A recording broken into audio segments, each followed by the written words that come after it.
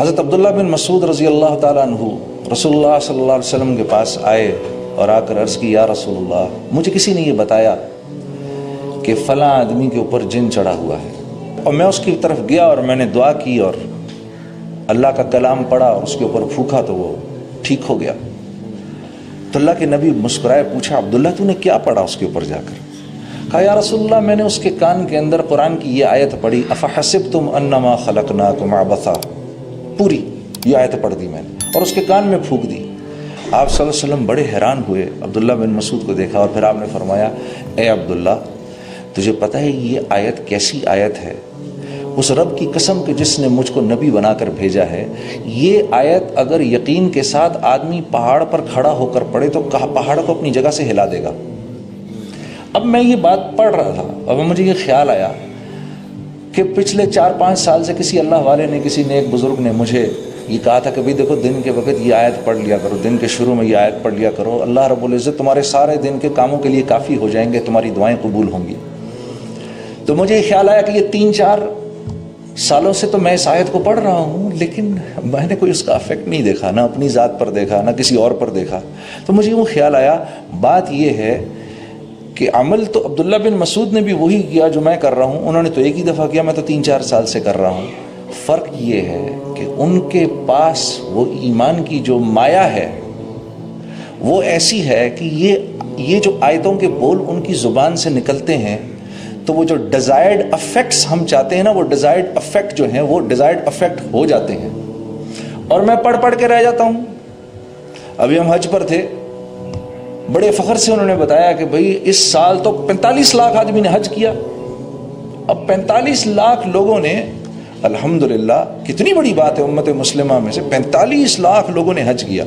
لاہور کی آبادی 45 لاکھ کی ہے، تو مکہ اتنا چھوٹا سا شہر ہے، اور 45 لاکھ بندہ مکے میں، اللہ نے ان کے وہاں پر کھانے کا بھی انتظام اور پینے کا بھی انتظام، نہانے دھونے کا بھی انتظام، پانی کیسے خرچ ہوتا ہوگا، ادھر دوسری ایمنسٹیز جو ہیں ان کی اویلیبلٹی، وہ کیسے اللہ نے ایک نظام چلایا۔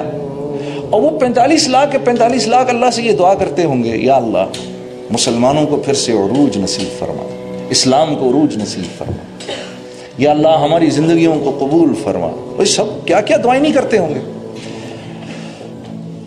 اور ہم کیسی امیدیں لگا کے رکھتے ہیں ان حاجیوں سے۔ یقیناً اللہ کے ہاں یہ دعائیں تو قبول ہوتی ہوں گی، لیکن وہ ڈیزائرڈ افیکٹس نہیں ہو رہے جو 1.25 لاکھ صحابہ کے حج سے ہو گئے۔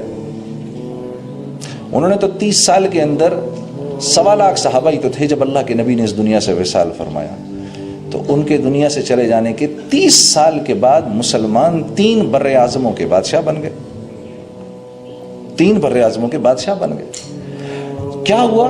فرق کیا ہے؟ وہ ایمان کی کمی فرق ہے میرے دوستوں، اور کوئی نہیں۔ اعمال وہ بھی وہی کرتے ہیں، وہ بھی وہی کرتے تھے جو میں اور آپ کر رہے ہیں، بلکہ ہم زیادہ کر رہے ہیں۔ عبداللہ بن مسعود ایک دفعہ تابعین کی ایک جماعت بیٹھی ہوئی، تو ان سے فرمانے لگے، اے تابعین کی جماعت، آج تم لوگ روزے بھی زیادہ رکھتے ہو، نماز بھی زیادہ پڑھتے ہو، قرآن بھی زیادہ پڑھتے ہو۔ صحابہ اتنا نہیں کرتے تھے، لیکن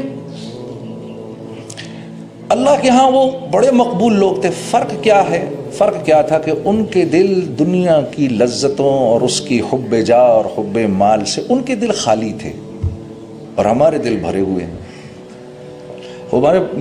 میرا دوست ہے سعید انور، کرکٹ پلیئر جو ہے ہمارا، میں اور وہ جماعت میں ایک ساتھ سفر کرتے ہیں، تو وہ ایک بات اکثر کہتا ہے، اور بڑی اچھی بات وہ کہتا ہے۔ وہ یہ کہتا ہے، دیکھو ایک کنواں ہے نا جس میں پانی ہے، ٹھیک ہے، اس کنویں سے سب نفع اٹھا رہے ہیں، اگر اس کنویں کے اندر ایک مرا ہوا کتا گر جائے آ کر، ایک مرا ہوا کتا ہی تو ہے، اتنا بڑا کنواں ہے، وہی اتنا پانی بھرا ہوا، ایک مرا ہوا کتا ہی ہے، اب مجھے بتاؤ ہم میں سے کیا کوئی بھی اس کنویں سے کوئی نفع اٹھا سکتا ہے؟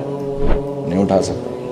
آپ اس میں پانی پہ پانی بھرتے رہو، کوئی نہیں۔ لوگ کہیں گے 1 منٹ رکو، سب سے پہلے اس مرے ہوئے کتے کو باہر نکالو، اس کو باہر نکالو، اس کے باہر نکل جانے کے بعد اب جو تم چاہتے ہو وہ ہو جائے گا۔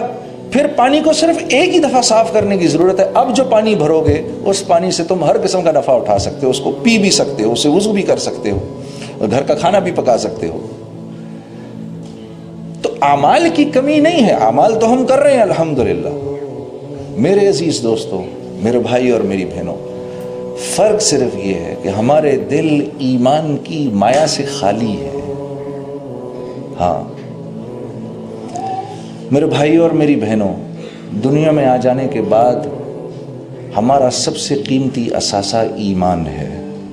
حضرت عمر رضی اللہ تعالیٰ عنہ پر جب کوئی حال آتا تھا، کوئی دنیاوی حال آتا تھا، تو آپ اللہ سے بہت شکر کرتے تھے، یا اللہ تیرا لاکھ لاکھ شکر ہے کہ یہ حال میری جان پر آیا ہے، میرے ایمان پر نہیں آیا۔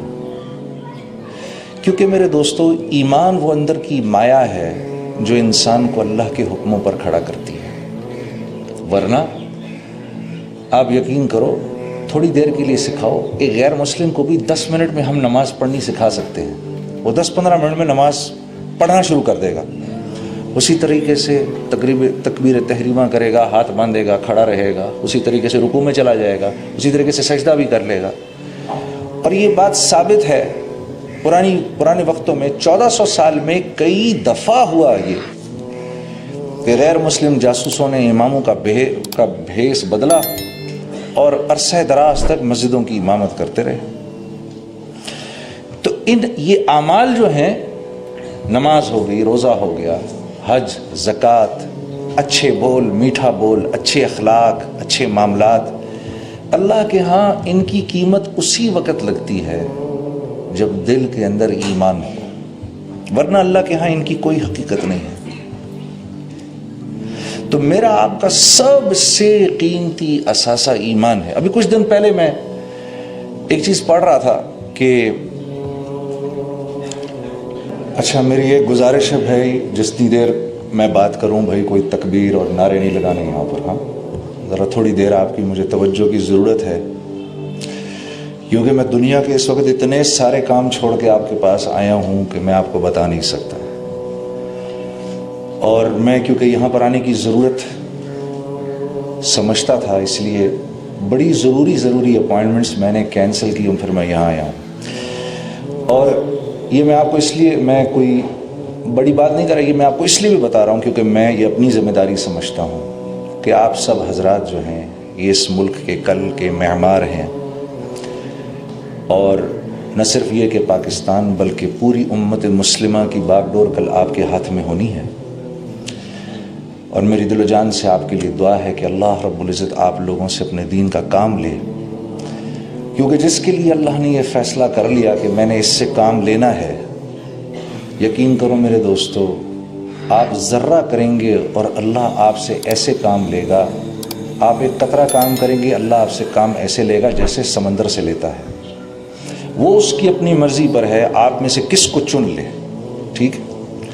یوں اگر ہم زور لگائیں تو کسی کو 2 رکعت نماز بھی نہیں پڑھا سکتے، ہاں، لیکن اگر اپنی زندگی کو ٹھیک کرنے کا فیصلہ کر لیں تو پھر اللہ کی طرف سے آسمانوں پر چناؤ ہوتا ہے کہ اس نے اپنے آپ کو ٹھیک کرنے کا ارادہ کر لیا، اس لیے اب ہم اس کی ذات کو، اس کی زندگی کو اوروں کی ہدایت کا ذریعہ بنائیں گے۔ یہ ہے سارا معاملہ۔ جی ناظرین، یہ زندگی جو ہم لوگ گزار رہے ہیں یہ بالکل اللہ رب العزت کی عطا کردہ نعمت ہے۔ اگر ہم سب لوگ اس زندگی کو اللہ کا حکم مان کر گزاریں گے تو یہ زندگی ہمارے لیے بہت آسان ہوگی۔